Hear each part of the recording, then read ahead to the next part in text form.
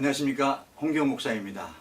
오늘은 신명기 20장 1절부터 30절을 본문을 가지고 20장 전체 내용을 말씀드리겠는데요.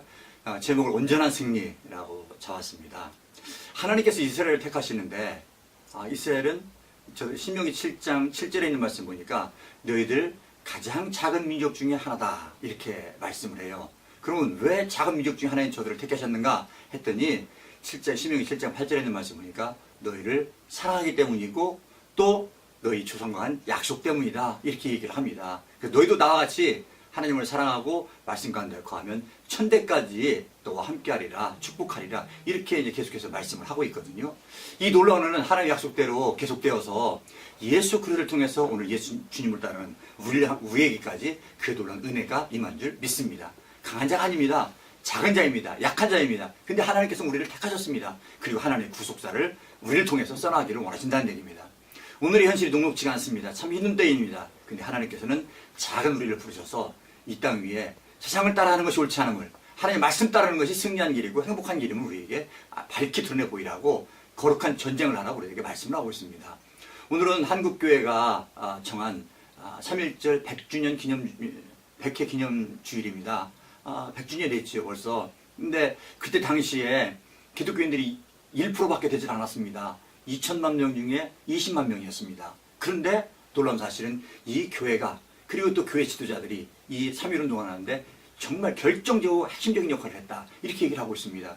민족종교였던 천도교와 함께 했는데요. 근데 사실은 천도교는 기독교 10분의 1밖에 안 됐고 전국적인 조직이 없었습니다. 근데 기독교가 전국적인 조직이 있었어요. 목사님도 설교했습니다. 이 일에 함께하는 것이 하나님께 충성하는 것이고 민족을 위하는 것이 하나님의 뜻이다 라고 설교를 해서 온 교회가 온 강산이 정말 시골에게까지 작은 장터에게까지 이 독립의 기치를 대는 그런 놀라운 은혜가 역사가 그걸 통해서 이루어졌다는 얘기입니다. 오늘도 정말 이 험난한 세상에 우리를 향해서 말씀하십니다. 너희들이 주님을 따르는 것이 옳다.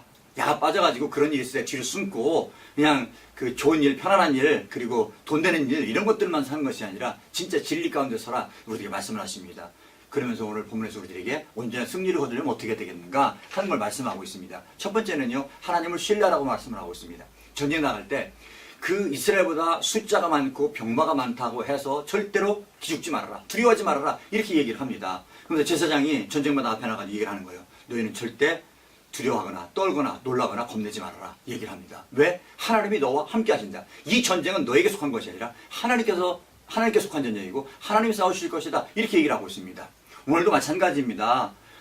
오늘도 하나님의 전쟁, 거룩한 전쟁은요, 하나님의 심판의 성격이 있었습니다. 불의한 세력에 대한. 지금도 마찬가지입니다. 약한 우리를 부르셔서 세상에 정말 돈 따라가고 건강 유지하려고 세상적인 그런 목적을 따라서 달리고 있는 저들을 향해서 우리들에게 말씀을 하시는 거예요.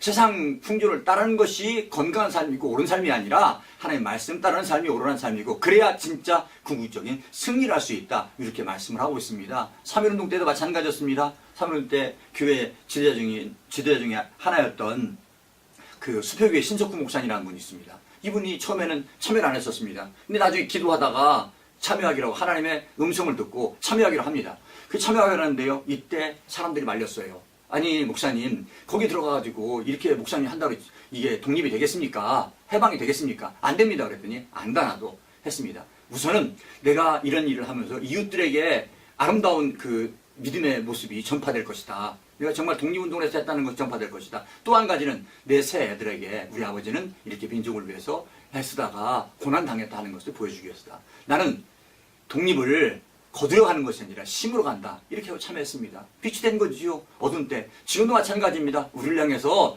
이 문화적으로 오염되어 있고 더러워진 세상에서 빛이 되라고 세상 따르는 것, 돈 따르고 건강 따르고 세상의 목표를 향해서 그게 수단인 줄 모르고 그게 목적인 줄 알고 달리는 인생을 향해서 그게 아니다 라는 것을 선포하라고 우리들을 부르셨습니다. 그래야 온전한 승리를 할 수 있다는 얘기죠. 이것이 어떻게 됩니까? 하나님을 신뢰하는 데서 시작이 됩니다. 하나님을 전적으로 믿는 여러분 되기를 간절히 원합니다. 두 번째는요, 악을 용납하지 말라는 말입니다.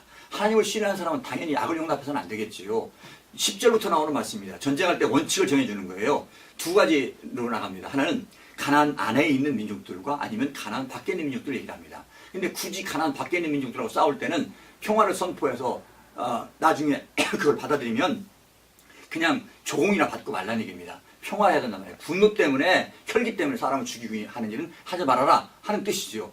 그런데 반면에 그 가나안 안에 있는 그 족속들이 그들과 전쟁할 때는 뭐라고 합니까? 진멸하라고 합니다. 하나님께 바쳐졌다고 그랬죠. 이게 헤렘 그 의식입니다. 뭐냐면은 하나님께 바쳐진 물건이라는 거죠. 하나도 남겨놔서는 안 됩니다. 다 진멸해야 됩니다. 이것에 실패했던 것이 사울왕이지요. 아말렉과의 전투에서 살려놨습니다. 하나님께 버림을 당했습니다. 안 된다는 얘기지요. 오늘 본문에게 얘기를 깨닫는 건 이런 겁니다. 아하, 우리를 통해서 하나님의 평화가 임해야 되겠고, 또 한 가지는 철저하게 예수 그리스도의 기치를 드리지 못하는 건 버려야 되겠구나, 순결한 신을 가져야 되겠구나 하는 것들을 깨닫게 됩니다. 또 한 가지 말씀을 하고 있는데요. 19절 20절에 있는 말씀입니다. 전쟁을 하는데 성을 에워쌌을 때 절대로 유실수는 베지 말라고 합니다. 왜 그렇습니까? 전쟁에 이겨서 그 다음 먹고 살 게 있어야 되잖아요. 그래 파괴하지 않도록 유실수를 그냥 놔둬라. 그리고 다른 나무들을 베어서 전쟁에서 활용하라. 이렇게 얘기를 하고 있습니다. 이거 깨닫는 것은요, 우리들이 신앙생활 하면서 하나님 앞에 지켜야 될 가치가 있다는 얘기입니다. 여러분들의 가치는 어떤 것입니까? 여러분, 그 가치를 지키는 여러분들에게 간절합니다. 많은 목사님들이 성경을 정리를 해서 이것을 선악과라고 얘기를 하면서 지켜야 될 가치를 이렇게 얘기를 합니다. 하나는 주의를 성수하는 거하고요. 모든 것이 하나님 것이라고 고백하는 주의 성수고요. 우리 하나님께서 우리들에게 말씀을 주시라고 세우신 주의 종 목사에게 잘하는 것, 목사와 좋은 관계를 맺는 것, 이것을 갖다가 지켜야 할 원칙이라고 얘기하고 있습니다. 여러분, 여러분들이 생각하는 원칙은 무엇입니까? 그 원칙 벗어나지 않기를 간절히 원합니다. 그래서 정말 100년 전에 그 약할 때 3.1운동 때 민족의 빛이 되었던 것 같이 오늘도 이 험난한 세상에 빛이 되는 그런 신앙생활을 하고 이것이 옳다고 선포할 수 있는 귀한 성도들이 다 되시길 주님의 이름으로 축원합니다. 할렐루야.